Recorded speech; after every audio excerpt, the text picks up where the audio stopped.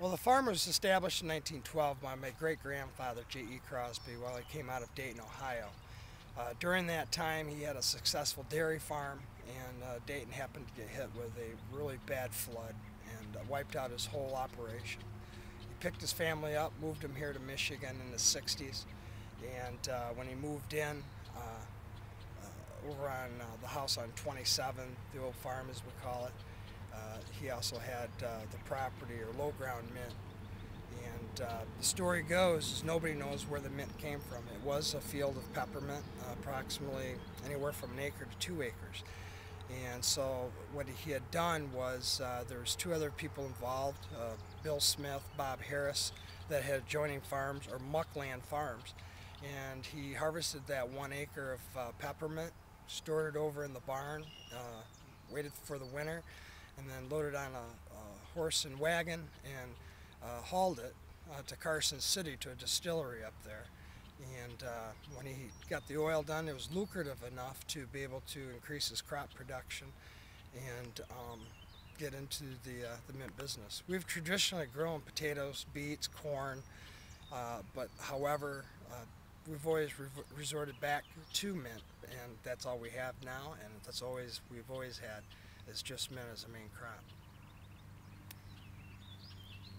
This field is actually part of a glacier runway that there was 3 glaciers that came through Michigan, and this was actually, I spent a day with a geologist, and he estimated that this area was 20 feet underwater, and it was a part of a rushing river long before our time.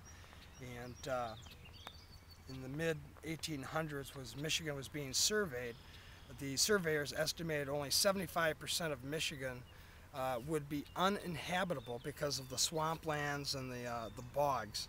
And so when they started devising and trying to push economics into Michigan, they were able to come up with a ditching system and be able to drain off the water off the lowland.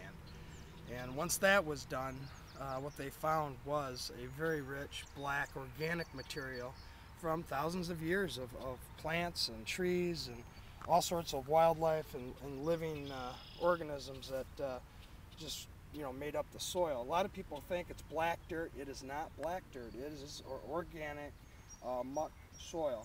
A lot of folks in the industry, I'm not saying the mint industry, but ag industry, don't find too much value in the muck area because of the moisture retention properties it has, and sometimes it's more difficult to farm. But however, this is the home of the mint. Mint can grow just about anywhere, but it likes beyond the 45th parallel. You can use it in-house and potted, and you can try some outside. It will adapt to climate, and that is one of the best things that the spearmint and the peppermint I found is a very hardy plant and can adapt to the surroundings. And it's just like with all living things, with life preservation, it will strive to live and adapt to the environment. And the only way I can say that is that over the last 5 years with Michigan going through droughts, lack of rain and moisture, which mint likes, I've noticed a stunted of height in the plant. But however, the oil production is still there, the quality is still there. The root system has just been here long enough to be able to adapt to the weather. Normally and traditionally, that it's always been in the industry that you rip out the mint every 4 years, rotate your crops, and that's one thing that we've never done. We've rotated out only because we've had to or we lost mint. It's a very hands-on connection with dealing with the mint, because there's mint that my father and I planted, there's mint that my father and grandfather planted, and then so forth. And so we get kind of attached to what we